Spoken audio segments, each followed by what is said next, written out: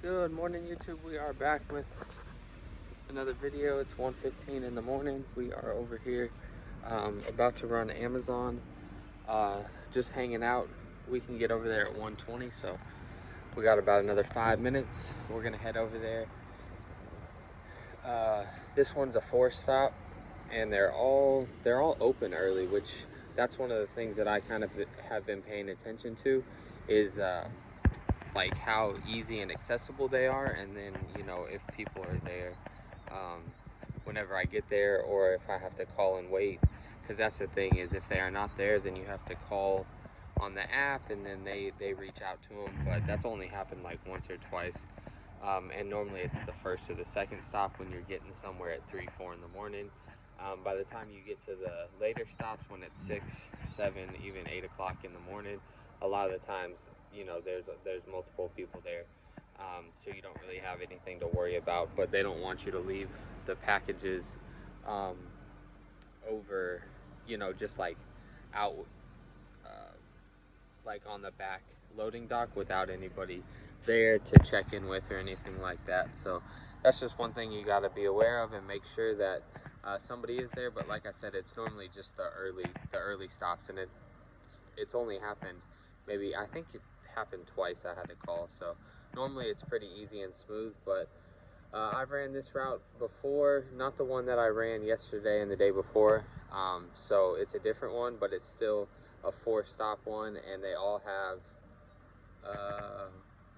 loading docks, or those little the lifts where they come up to the back of my box truck, and then I just roll the pallet on it, and then I just lower it like 2 feet, and then just get it off real quick. So I will catch up with you guys whenever we are loaded up and ready to go.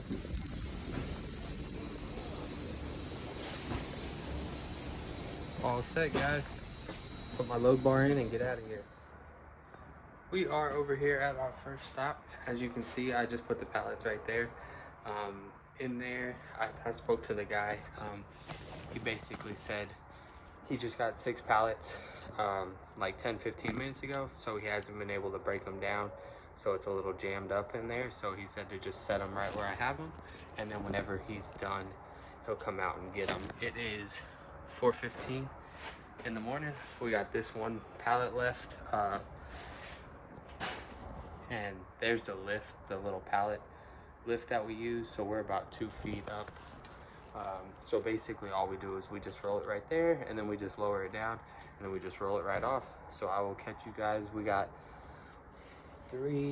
4 pallets going here, and then our next stop we have 2, and then I think our last 2 stops we have one getting 3 or 4 pallets, and then our last stop's only getting 1 pallet, and it's like a half a pallet. So pretty easy. But I will see you guys here in a little bit. 204, all done.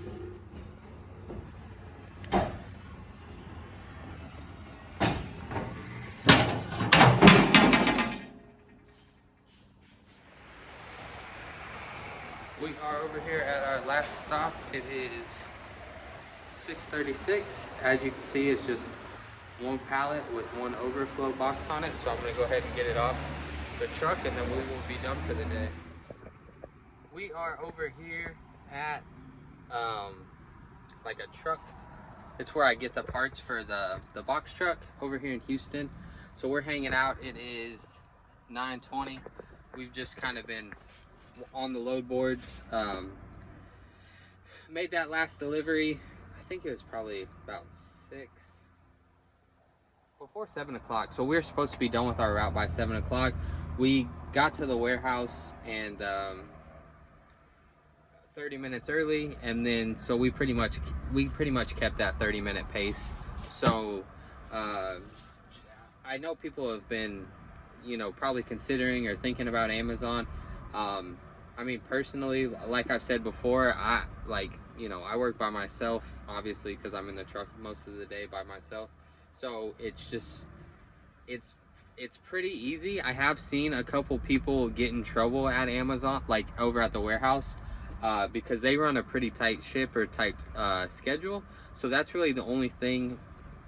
You're around people, you're around the Amazon workers and stuff. so maybe they're not having the best day and they're trying to argue or whatnot.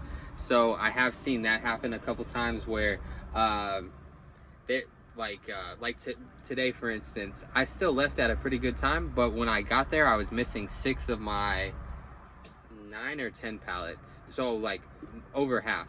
That's really the point. And so what I normally do is I normally go I normally line them up next to each other and then work my way to the back of the truck.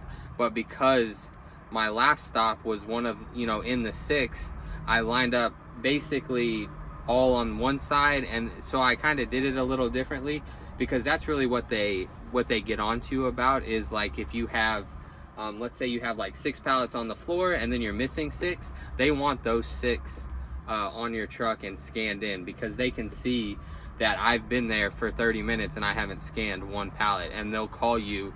And the reason I know this is because I watched the argument or whatever it was, but basically they threatened to kick him out if he didn't start loading up those pallets. So that's really the only downfall, and I get it from the driver and I get it from the Amazon side. Obviously from the driver's side, you don't want your first stop at the back of the truck, because that makes no sense, because then you're going to be having to take pallets out and stuff.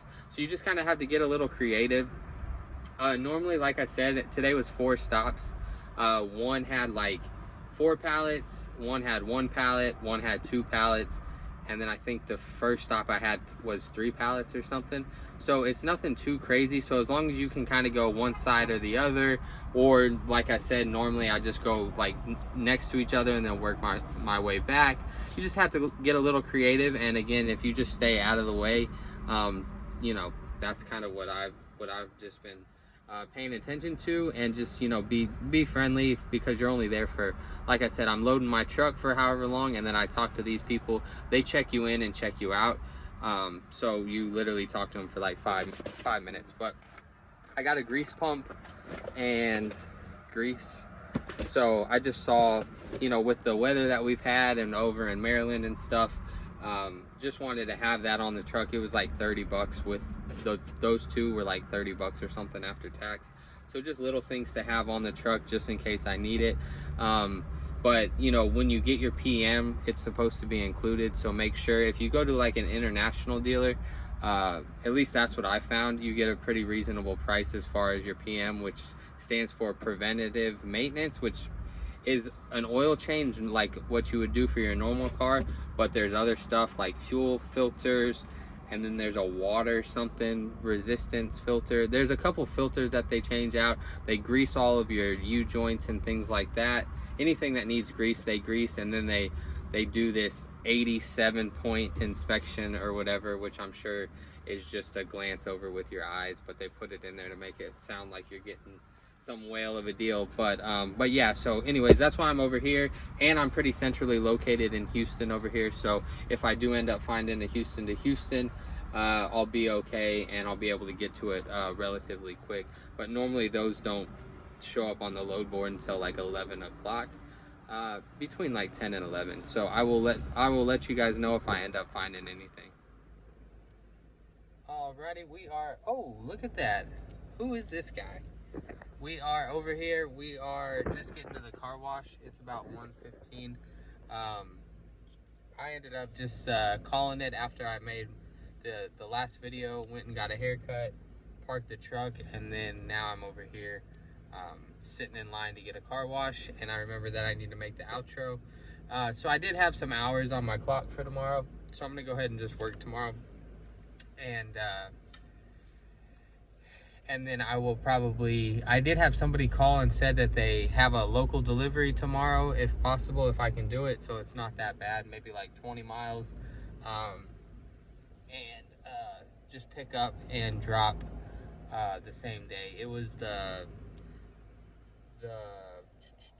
it was that 1 pallet that I took a couple of days ago. So like, people just ask you for your phone number, so I just give it to them, and then I just, if they ask for it, I just end up giving them my number, and they ask how much you charge or whatever, and then you kind of just work it out and negotiate it. So that guy owned like a warehouse that distributes like groceries to like smaller markets, not like H-E-B and Walmart and things like that. So that's what it is. It's going to be like 2 pallets going to, I think, a restaurant or a market, um,